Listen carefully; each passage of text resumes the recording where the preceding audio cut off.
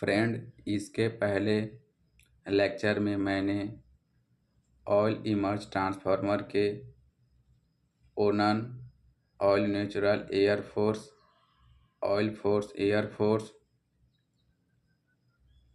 Cooling method को explain किया था। आज के लेक्चर में मैं ऑयल नेचुरल वाटर फोर्स को एक्सप्लेन करूँगा। Oil natural water force cooling method 100 MVA से ज़्यादा रेटिंग वाले ट्रांसफार्मर में प्रयोग किया जाता है। जैसा कि आप जानते हैं, ऑयल नेचुरल यानी कि इसमें जो इंसुलेटिंग ऑयल है नेचुरली हीट डिसिप्यूट करेगा, बट हम क्या करेंगे, कूलिंग के लिए वाटर को किसी पंप के थ्रू फोर्सफुली रेडिएटर या हीट एक्सचेंजर को देंगे और यह इंसुलेटिंग ऑयल के डिसिपेटेड हीट को एक्सचेंज करते हुए आउटलेट लाइन से बाहर की ओर फेंक देगा।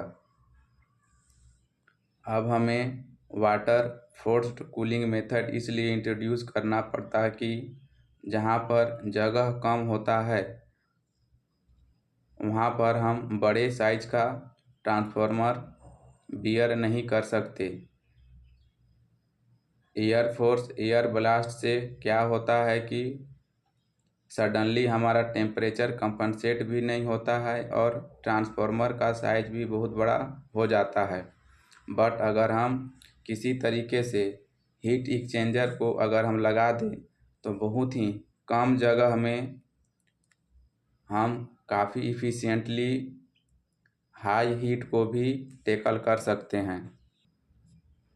जैसे कि आप इमेज में देख रहे हैं कि हमने यहाँ पर रेडिएटर न लगा करके हम क्या किए हैं, यहाँ पे एक हीट एक्सचेंजर को इंट्रोड्यूस किए हैं। अब इस हीट एक्सचेंजर में क्या कर रहे हैं हम कि ठंडा पानी को फ्लो कराते हैं।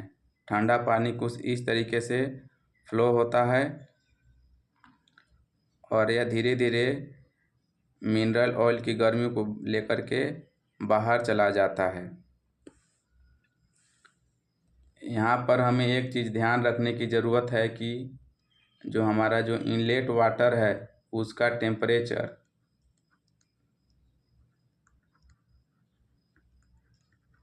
प्रेशर फ्लो रेट वगैरह जो है परमिसिबल रेंज में होना चाहिए। अगर कम बेसी हुआ तो हमारा प्रॉपर कूलिंग नहीं हो पाएगा और एक्चुअली हम इसमें कुछ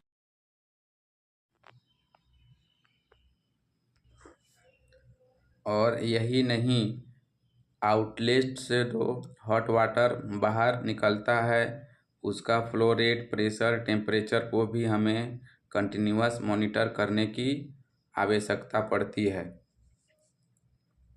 अब एक चीज़ और विशेष ध्यान देने की बात है कि ये जो वाइंडिंग में जो हीट डिसिपेट हो रहा है वह क्या हो रहा है कि वाइंडिंग का हीट इंसुलेटिंग ऑयल में आता है और इंसुलेटिंग ऑयल जैसे ही गर्म होता है तो गर्म होने के वजह से क्या होता है, यह ऊपर की ओर मूव करता है। ऊपर की ओर मूव करने के बाद यह हीट एक्सचेंजर में आता है जहां उसका सामना ठंडे पानी से होता है।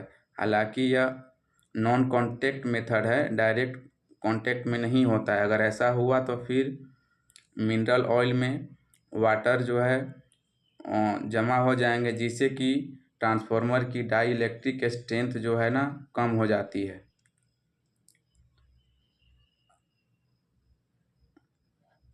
और उससे ट्रांसफार्मर का इफ़िशियंसी कम हो जाएगी और शॉर्ट सर्किट होने का भी रिस्क बढ़ जाता है। इसे हम ब्रेक डाउन वोल्टेज के नाम से भी जानते हैं इस प्रॉपर्टी को। अब यहाँ तक का जो था कूलिंग मेथड, इस कूलिंग मेथड को हम नेचुरल कन्वेक्शन प्रोसेस बोलते हैं।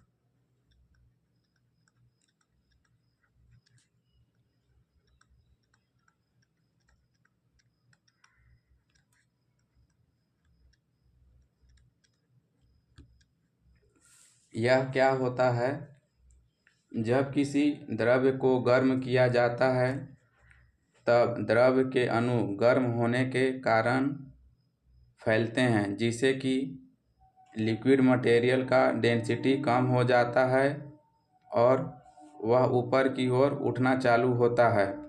इसी क्रम में क्या होता है कि ऊपर का जो मिनरल ऑयल होता है वह ठंडा होता है और ठंडा होने की वजह से वह भारी भी होता है, तो वह नीचे की ओर अप्रोच करता है, यहाँ इधर आने की कोशिश करेगी ये,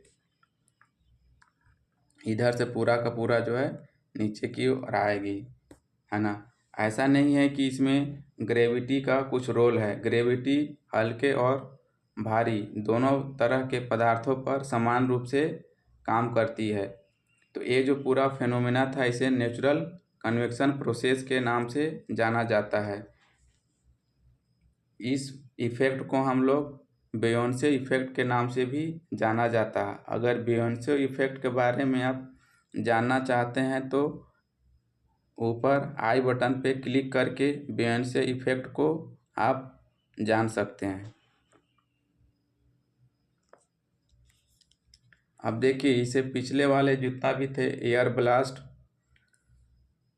ड्राई टाइप या फिर ऑयल इमर्ज वाले जिसमें थे, जिसमें रेडिएटर लगाने की आवश्यकता थी, वह क्या होते थे, वह बहुत काफ़ी भारी होते थे। बट जब हमने हीट एक्सचेंजर को इंट्रोड्यूस किया तो क्या हो गया, कूलिंग ज़्यादा हमारा कॉम्पैक्ट साइज में काफ़ी इफ़िशियंटली होने लगा। यहाँ पे रेड कलर को मैंने हॉट इंसुलेटिंग एयर ऑयल दिखाया है और ब्लू कलर को मैंने चिल्ड वाटर, और ये वाला जो है आउटलेट लाइन है। तो दोनों क्या होता है, नॉन कॉन्टैक्ट मेथड में जो है इनडायरेक्टली हीट को एक दूसरे के साथ में एक्सचेंज कर देते हैं।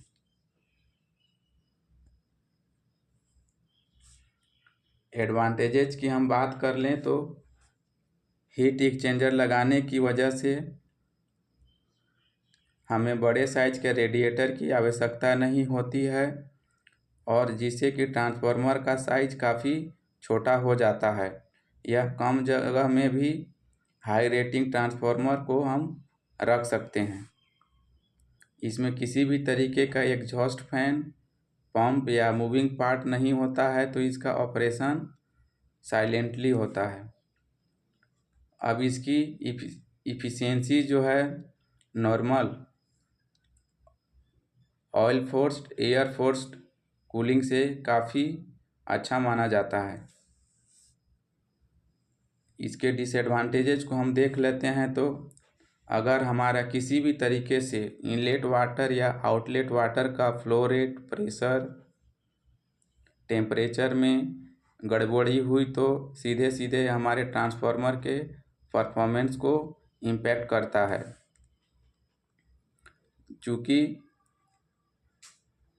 Chilled air hot insulating oil के संपर्क में नॉन कॉन्टैक्ट रूप से आता है, अगर इस दरमियान कहीं पे भी लीकेज, ट्यूबिंग लूज हुआ तो क्या होगा कि हमारा इंसुलेटिंग ऑयल में वाटर का बबल या मॉइस्चर जो है चला जाएगा, जिससे कि ट्रांसफार्मर की डाइलेक्ट्रिक स्ट्रेंथ कम हो जाएगी। इसे हम बीडीवी के नाम से जाना जाता है, यानी कि ब्रेक डाउन वोल्टेज।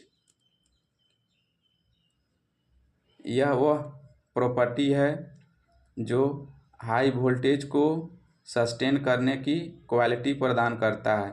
अगर VDB कम है तो वह कम वोल्टेज में ही शॉर्ट सर्किट हो सकता है। इसीलिए हमें कोशिश करना है कि हम जो इंसुलेटिंग ऑयल ट्रांसफार्मर में फिट कर रहे हैं वह हाई VDB वाली हो। हीट एक्सचेंजर को लगाने से क्या होता है कि हम उसको कहीं ना कहीं से हाई प्रेशराइज पंप के थ्रू हम इनलेट वाटर को फीड करते हैं, तो pressure pump, cooling line, heat exchanger का मेंटेनेंस थोड़ा सा एयर ब्लास्ट की तुलना में हाई हो जाता है।